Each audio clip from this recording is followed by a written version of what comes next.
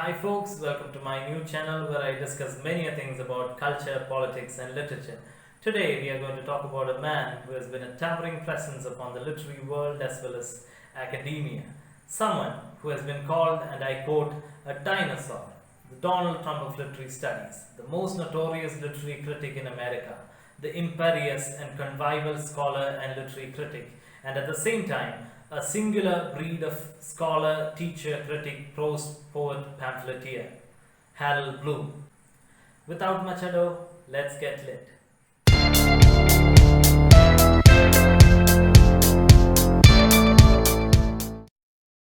Harold Bloom was a sterling professor of humanities at Yale University, where he continued to teach till he passed away earlier this week. Bloom has been a decisive figure and somewhat of a lone warrior in the field of literary studies. His legacy is considered by many to be troublesome, with his unapologetic call to depoliticize literary studies and to promote aesthetic values. For example, when Harry Potter became popular in the early 2000s, it was he who famously dismissed it as a string of cliches.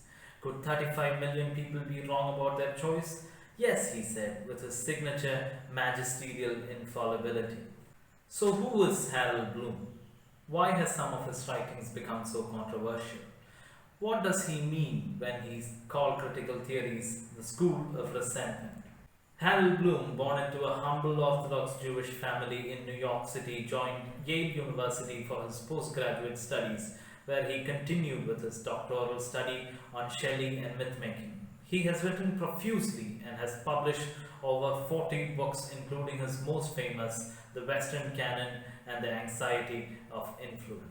The latter text contains one of his most influential ideas, the anxiety of influence, which is that new writers struggle to overcome the influence of older writers, with original writings produced through a misreading or misrepresentation of the works of his past literary forebears. Bloom's further fame and infamy alike lies in his arguments regarding the Western literary canon and his idea of a never constant, non subjective yardstick for aesthetic beauty, which can be used to measure the quality of writings and writers.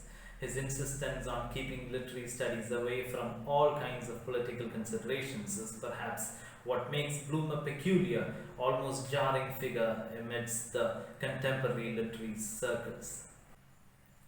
Bloom believes that great literature cannot be evaluated within the frameworks of ethnicity, race, gender, etc.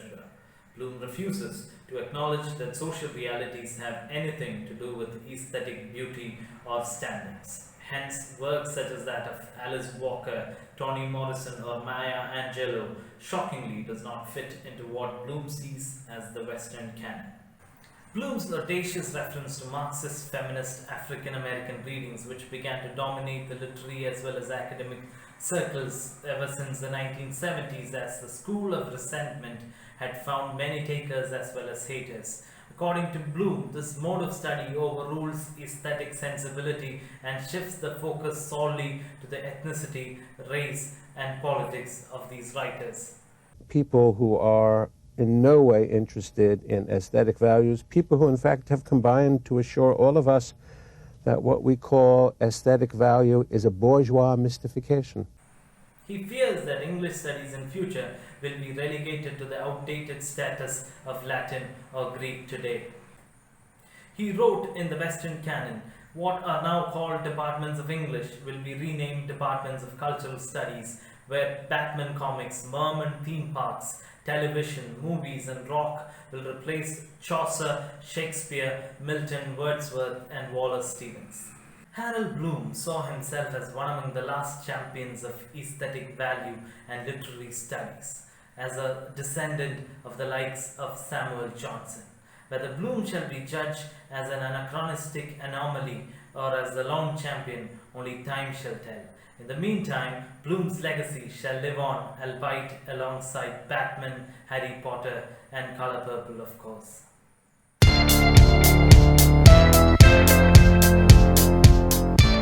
If you like this video, press the like button and subscribe to my channel. I've added notes and references in the description below. Feel free to express your opinion on today's topic in the comment section below. Thank you all for the wonderful response for the first video in this channel. See you all next week.